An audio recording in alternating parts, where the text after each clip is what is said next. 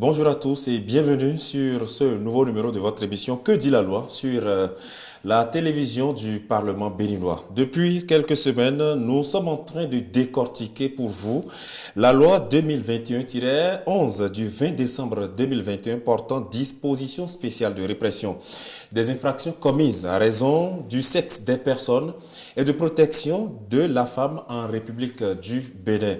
Quelles sont les différentes infractions qu'on peut qualifier d'infractions commises à raison du sexe des personnes? On en parle depuis quelques semaines déjà avec notre invité, Olusegun Tijani Serpos. Bonjour. Bonjour Gilles Christ. Vous êtes directeur des services législatifs à l'Assemblée nationale du Bénin. Merci infiniment de votre disponibilité encore cette semaine. Mais on poursuit l'aventure. Justement, pour le bien de ces nombreux téléspectateurs qui veulent comprendre notre arsenal juridique, notre arsenal textuel en termes de production législative. Et nous y sommes avec la loi 2021-11 du 20 décembre 2021 que j'ai citée tout à l'heure. Et au cours des semaines précédentes, on a commencé à d'abord définir ce qu'on peut qualifier d'infraction commise à raison du sexe des personnes. On a parlé de la question des mutilations génitales féminines. On a parlé longuement du harcèlement sexuel, que ce soit en milieu professionnel ou non. On a parlé du viol. Et justement, on en était à ce niveau la semaine dernière. On a parlé peut-être des sanctions auxquelles s'exposent les auteurs qui se retrouvent justement dans ce crime-là. Mais on n'a pas fini. Il y a certains cas spécifiques, notamment sur le viol sur mineur, etc. On va continuer les réflexions. Olusegun Tijani Serpos, déjà pour commencer aujourd'hui, le viol, qu'est-ce qu'on peut retenir de façon globale sur ce qu'on a pu dire jusque-là pour ceux qui n'étaient peut-être pas au rendez-vous la semaine dernière? Le viol est l'une des infractions commises à raison du sexe des personnes qui focalisent l'attention, mais qui n'ont pas connu une modification substantielle dans la loi de 2021. La définition est restée la même que dans la version de 2018 du Code pénal. C'est l'échelle des sanctions qui a été revue et on va dire augmentée ou ajustée. Nous disions tantôt qu'il y a viol lorsqu'il y a pénétration sexuelle de quelque nature que ce soit sans le consentement de la victime et que cette pénétration sexuelle est caractérisée par VCMS, c'est-à-dire de la violence, de la contrainte, de la menace ou de la surprise. Et nous avons commencé à passer en revue les différentes sanctions applicables. Celles que nous avons vues jusque-là, globalement, c'est que les sanctions prévues depuis 2018, les peines, c'était 5 ans à 10 ans, c'était 10 ans à 20 ans. Mais le législateur en 2023 a ajouté des amendes. L'amende étant la... En 2021. Pardon, en 2021, je suis pressé. Tout à fait. Le législateur en 2021 a ajouté des amendes de 500 000 à 2 millions de francs, des amendes de 500 000 à 5 millions de francs selon la gravité des faits. Nous en étions là lorsque il s'est imposé pour nous d'aller un peu plus loin quand même pour pouvoir permettre aux téléspectateurs de se faire une opinion la plus précise possible de la peine encourue par toute personne qui se rendrait coupable de viol. Et si j'ai votre accord, je pourrais poursuivre un peu. Justement, on continue. Très bien. Alors, l'article 553, tel que libellé depuis décembre 2021 du Code pénal, prévoit que que les personnes condamnées pour viol puissent subir les interdictions dont nous parlions tantôt, des interdictions prévues à l'article 48 du dit Code. Ces interdictions sont de nature sociale, civile ou civique, droit de vote, droit de se rapprocher de la personne qui est victime, interdiction plutôt de se rapprocher de la personne qui est victime, interdiction d'être électeur, interdiction d'exercer les fonctions dans lesquelles la personne se trouvait au moment de la commission de l'infraction, etc. Le même article 553 a prévu la perpétuité. C'est la peine la plus lourde dans notre arsenal juridique puisque nous n'avons plus la peine de mort. Pour quiconque a commis un viol sur un mineur de 13 ans. Par mineur de 13 ans, on entend la personne qui est âgée de 0 à 13 ans. D'accord. Le terme technique mineur de 13 ans signifie non pas le mineur qui est âgé de 13 ans, mais toute personne qui a de 0 à 13 ans. Eh bien, si quelqu'un commet un viol sur une telle personne, elle encourt la perpétuité. La perpétuité, c'est La ça dans la loi. perpétuité, c'est ça dans la loi telle que libellée. C'était déjà dans le cas de la loi de 2018, mais aujourd'hui c'est plus précis parce que lorsqu'il s'agit d'un mineur qui est âgé de 13 à 18 ans, la peine c'est plutôt de 10 ans à 20 ans avec une amende d'1 million à 5 millions. Ce n'était pas le cas dans la loi de 2018. C'est pour ça que je disais la semaine dernière qu'il y avait comme une confusion et comme si les circonstances aggravantes avaient toutes la même valeur. Aujourd'hui, le législateur a fait le tri et encourt la perpétuité l'auteur d'un viol commis sur une personne âgée de 0 à 13 ans et encourt un emprisonnement de 10 ans à 20 ans ainsi qu'une amende d'1 million à 5 millions la personne qui est reconnue coupable d'un viol sur un mineur âgé de 13 à 18 ans. Donc, ça a été séparé. Tout à fait. L'article 553-1 qui n'existait pas, qui était plutôt dans l'article 553 de départ, prévoit également la perpétuité dans quel cas? Lorsque la victime est décédée ou lorsque le viol a été commis avec des actes de torture ou de barbarie. Il y a également l'article 553-1 la prévoit expressément que la tentative est punie exactement des mêmes peines que l'infraction de base. Ça signifie que lorsque une personne est reconnue coupable de tentative de viol, la personne n'a pas réussi son intention, c'est-à-dire peut-être de pénétrer une victime sans son consentement, et que ça n'est resté qu'à l'étape de tentative. Peut-être que la victime a réussi à s'extirper de ses griffes. Le coupable est puni des mêmes peines. La tentative punissable, parce que c'est les thèmes qui sont retenus en matière juridique, c'est lorsque le commencement d'exécution existe, mais que l'infraction n'a manqué son effet qu'en raison de circonstances extérieures à la volonté de l'auteur. La victime a pu s'enfuir. La victime a crié, quelqu'un est passé et entendu. La victime a serré ses jambes et a fait un mouvement et la pénétration n'a pas pu avoir lieu et le courant est revenu. C'est ce genre de situation qu'on appelle la tentative punissable. Parce qu'avant la tentative punissable, il y a ce qu'on appelle les actes préparatoires. Ces actes-là n'étant pas en eux-mêmes punissables. Et il y a également le désistement volontaire. La personne a commencé, en cours de route, elle se rend compte que c'est pas très bien ce que je fais, j'arrête. Si elle arrête à temps, de son plein gré, avant la consommation de l'infraction, elle n'est pas susceptible d'être poursuivie et sanctionnée. En revanche, si la personne a montré son intention de poser l'acte et que cela n'a été raté que du fait de circonstances étrangères à sa volonté, eh bien on est dans un schéma de tentative punissable. Et la tentative punissable, d'une manière générale, est punie de la même façon et avec la même rigueur que si l'acte avait été consommé. C'est ce que rappelle le législateur en l'article 753-1 du Code pénal, tel qu'extrait de la loi numéro 2021-11 du 20 décembre 2021. Tout à fait. C'est ça. Alors, si vous le voulez, on va passer peut-être à une autre infraction. Oui. Le mariage précoce.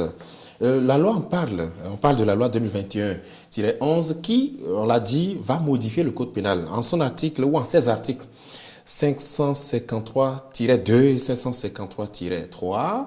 Le nouveau Code pénal, enfin, le Code pénal en 16 articles nouveaux développe, j'imagine, avec la même ampleur peut-être, la question du mariage précoce. Qu'en est-il exactement, le mariage précoce, tel que défini et peut-être explicité dans cette loi-là? Alors, avant d'aller plus loin, je voudrais faire une petite digression utile. Oui.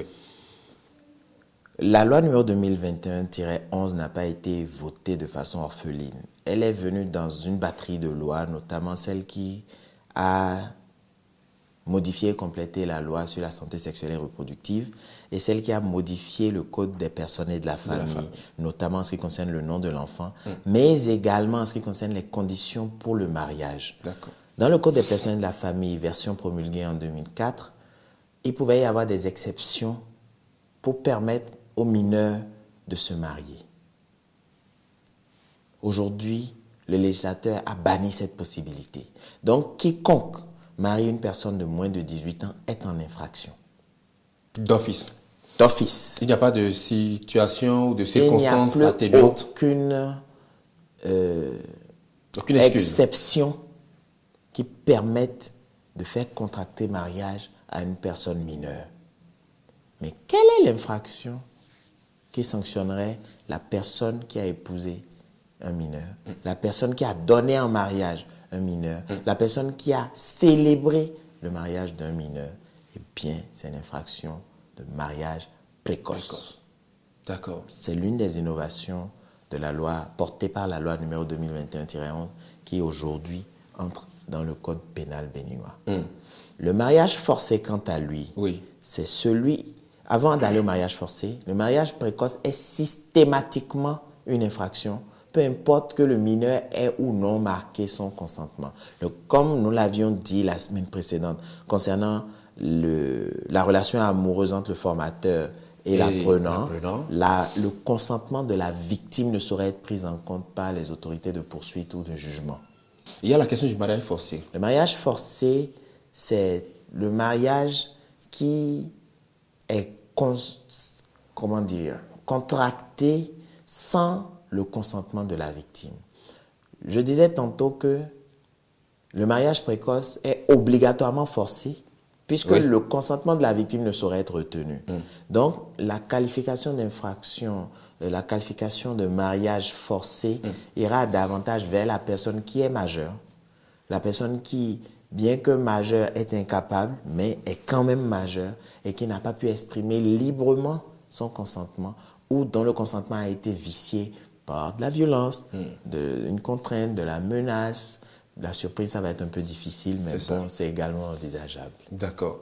Ça signifie qu'avant, on se souvient que dans une Afrique un peu ancienne, peut-être une fille revient du marché, elle se fait rapter, peut-être même sur accord de ses propres parents, et rentre en mariage alors qu'elle ne s'y est pas du tout préparée. Là, c'est un mariage forcé si la fille est déjà majeure. Oui.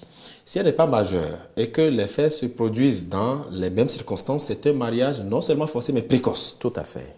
D'accord. C'est cela. Et quelles sont les sanctions prévues à cet effet? Les peines encourues sont les mêmes. Déjà, c'est considéré comme un crime parce que le législateur considère que c'est d'une gravité telle qu'on ne peut pas considérer simplement que ça va passer devant le juge correctionnel. Ensuite, la peine encourue, c'est de 10 ans à 20 ans pour l'auteur, le co-auteur, le complice, et avec une amende de 500 000 à 2 millions de francs, sans préjudice des dommages et intérêts que la victime pourrait réclamer. C'est un paramètre important. Chaque fois, vous précisez cela. C'est très important. Parce que l'amende, c'est justement, ça va dans les caisses de l'État. Tout à fait. Au trésor public. Tout à fait. Et les dommages et intérêts que réclame la victime, c'est pour la victime. Oui, c'est à son bénéfice personnel. Pour peut-être un soulagement moral. Peut-être. Après, tout le traumatisme subi, même verser plusieurs milliards, ne règle pas la question. Justement. Mais ça permet de commencer une catharsis nécessaire. Donc, ce sont là les différentes peines, c'est ça? Les sanctions prévues par la loi. Le mariage précoce comme le mariage forcé sont punis des mêmes peines. D'accord. Dans la loi telle qu'elle est libellée. Est-ce que la loi pense aux complices? Quelqu'un qui a été informé peut-être, qui n'a pas agi pour empêcher cela. Est-ce que cette personne a été peut-être mise en exergue dans la loi? Alors, le complice, ce n'est pas la personne qui a été informée et qui n'a rien fait. C'est la personne qui a apporté de l'aide, a donné des conseils, a financé l'activité. Une personne qui a pris une part à la commission de l'infraction. La personne qui est informée, qui n'a pas dénoncé, encourt une autre sanction pour non-dénonciation d'infraction. Mais le complice... On qualifierait cette personne de témoin, c'est ça?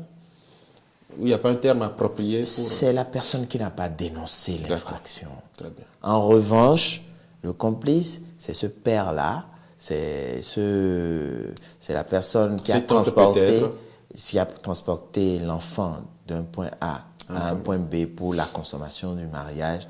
Eux, c'est des complices. Ce n'est pas eux qui ont célébré le mariage ou ce n'est pas eux qui l'ont consommé. Mais c'est ceux qui, par leurs actions matérielles, ont contribué, participé à la commission de cette infraction. Et quelles sont les différentes peines d'une échelle à l'autre? La complicité dans le principe légal est punie des mêmes peines que l'infraction principale. D'accord. Et l'article 553, dans ses déclinaisons -2 et -3, n'a pas mis d'accent particulier sur la complicité. Donc, on va en référer plutôt aux principes généraux en matière de complicité qui sont prévus par le Code pénal au niveau de la présentation des grands principes de la procédure, complicité, tentative et autres. C'est ça. On va parler de la question de l'atteinte sexuelle. Elle a été mise en exergue, notamment dans cette même loi. Déjà, en ces articles 154 et 155, 554, 555 nouveaux du Code pénal, tels que peut-être relus à partir de la loi 2021-11 du 20 décembre 2021. Qu'en est-il exactement lorsqu'on parle de la question de l'atteinte sexuelle? Le législateur a donné une définition qui n'est pas la définition de la doctrine ou des chercheurs dans d'autres pays du monde. Au Bénin, nous entendons par atteinte sexuelle la pénétration sexuelle sur un mineur, d'accord, âgé de 13 à 15 ans, sans violence, sans contrainte, sans menace et sans surprise. Qu'est-ce à dire? C'est ça. Expliquez-nous. Avec, c'est important, une différence d'âge inférieure à 10 ans entre l'auteur et la victime. L'atteinte sexuelle peut également être la pénétration sexuelle sur un mineur de moins de 13 ans, sans violence, contrainte, menace et surprise, quelle que soit la différence d'âge. Donc, l'idée de atteinte sexuelle, c'est d'abord celle d'un acte de pénétration sexuelle sur un mineur. Mais selon l'âge du mineur, la gravité de la sanction prend ou non de l'ampleur. Et l'article 554 nouveau du Code pénal prévoit aujourd'hui que lorsqu'il y a eu pénétration sur un mineur de 13 à 15 ans, sans son consentement, sans violence, sans contrainte, sans menace, sans surprise, et que l'auteur des faits a moins de 10 ans de plus que le mineur, il encourt une peine de 3 ans à 5 ans ainsi qu'une amende de 500 000 à 2 millions. De façon simple, on considère que le mineur, lorsqu'il a à partir de 13 ans, peut commencer à avoir un début de volonté du point de vue sexuel. Pour s'exprimer, oui, je suis intéressé, non, je ne suis pas. La question de la puberté et tout ça qui arrive. Mais, le législateur considère qu'à cet âge, il ne saurait y avoir de consentement. Mais regardant le jeune âge de la personne, parce qu'on a dit différence d'âge maximale, c'est 10 ans. Ça veut dire que l'auteur d'une telle infraction a au maximum 25 ans. Si l'enfant dont il s'agit à 15 ans et que l'autre a maximum 10 ans de plus, c'est que l'auteur des faits a au maximum 25 ans, il est très jeune. La loi est moins sévère dans ce cas que lorsqu'il y a pénétration sur un mineur de moins de 13 ans, sans violence, contrainte, menace, surprise, quelle que soit la différence d'âge. Et là, la peine encourue, c'est de 5 ans à 10 ans d'emprisonnement et l'amende, c'est de 500 000 à 5 millions. On va s'interroger. Avant 13 ans, est-ce qu'il peut y avoir un consentement au sexe? Le législateur est resté silencieux sur cette question. Il reviendra au juge de définir le cadre d'application de la disposition. D'accord. C'est ça. Puisque généralement aussi, le juge délibère avec son intime conviction. C'est un principe général? Pas généralement, obligatoirement. En matière pénale, en tout cas. D'accord. Alors, il y a une question qui vient dans tout ça. On parle de mineurs, de 13 ans. Vous l'avez clairement défini tout à l'heure. Mais certains s'interrogeraient. Quel est l'âge de la majorité au Bénin? 18 ans. 18 ans. La majorité au Bénin, c'est 18 ans.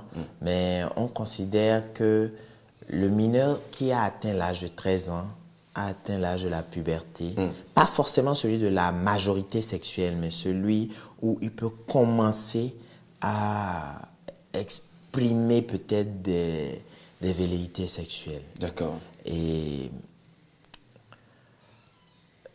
le législateur n'est pas entré dans les considérations biologiques, il est plutôt resté sur le terrain de la préservation de l'innocence et de la croissance normale de l'enfant.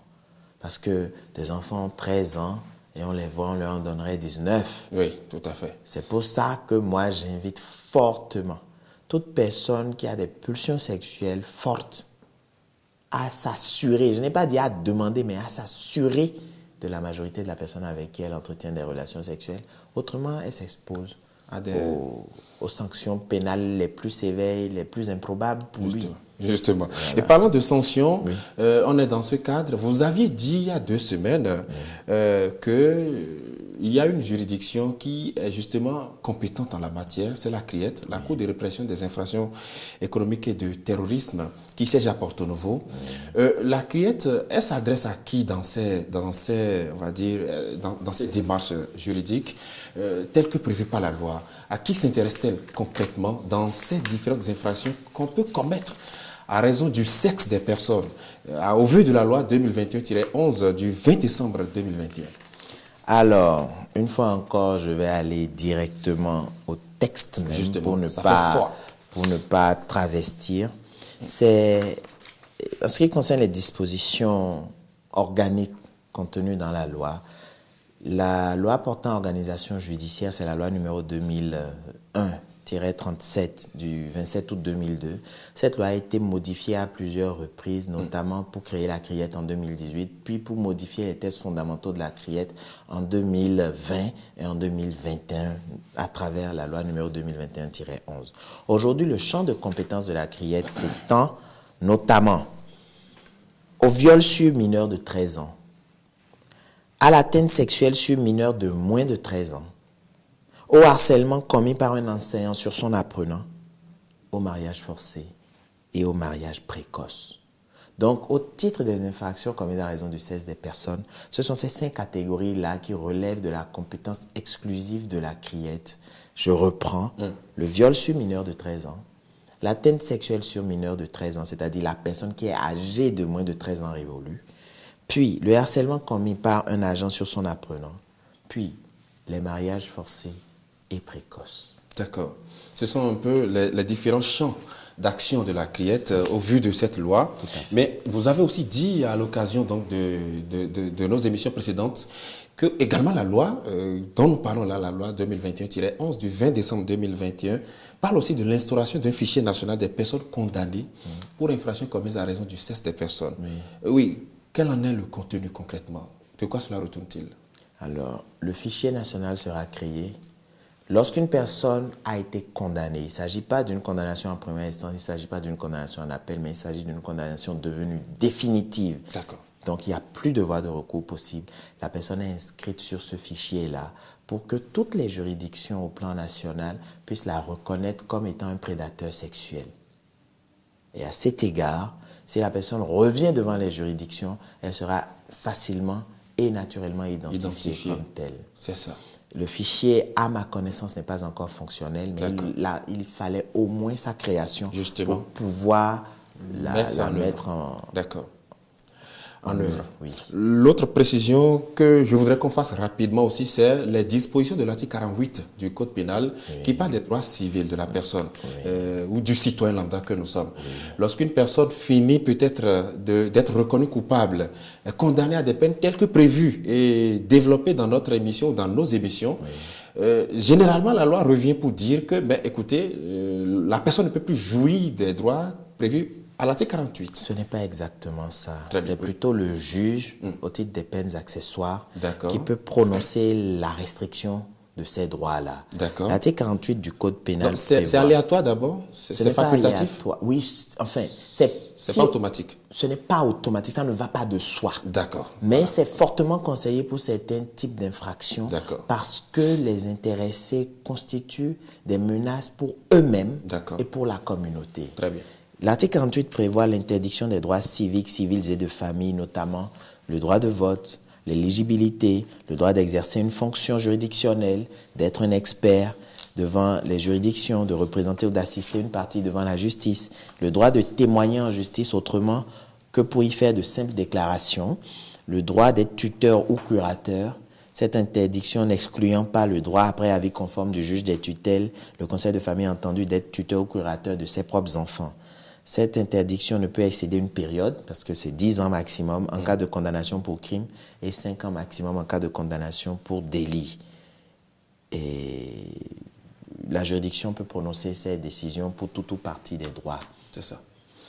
J'ai un ultime point quand même à préciser, c'est que la loi numéro 2021-11 a également prévu que lorsqu'une personne, en cas de harcèlement sexuel, lorsqu'une personne a perdu son travail pour n'avoir pas cédé au harcèlement sexuel, donc a été victime de licenciement suite à un harcèlement sexuel, ce licenciement est d'office considéré comme abusif. Et la loi qui régit les conditions de recrutement et de travail en République du Bénin a été modifiée au sein de la loi numéro 2021-11 pour insérer que tout licenciement consécutif à un harcèlement sexuel doit être considéré comme abusif, donnant ainsi droit à la victime, ouvrant ainsi le droit à la victime de pouvoir se porter devant les juridictions pour obtenir réparation. Voilà, merci infiniment à vous, Olusegun Tidjani Selpos, directeur des services législatifs à l'Assemblée nationale. Merci infiniment pour avoir accepté échanger avec nous autour de cette loi 2021-11 du 20 décembre 2021 portant dispositions spéciales de répression des infractions commises à raison du sexe des personnes et de protection de la femme en République du Bénin. Ce fut un plaisir de vous avoir reçu sur ce plateau. Et je vous dis à très bientôt. À très bientôt. Merci beaucoup. Merci infiniment. Et merci aussi à vous qui nous avez suivis de bout en bout. Vous le savez, on ne cessera jamais de vous dire merci. Merci à toute l'équipe de production de cette émission, la réalisation, évidemment la diffusion. Merci à vous qui êtes restés en notre compagnie tout au long de cette tranche. Je vous souhaite une bonne suite des programmes sur notre antenne et à très bientôt.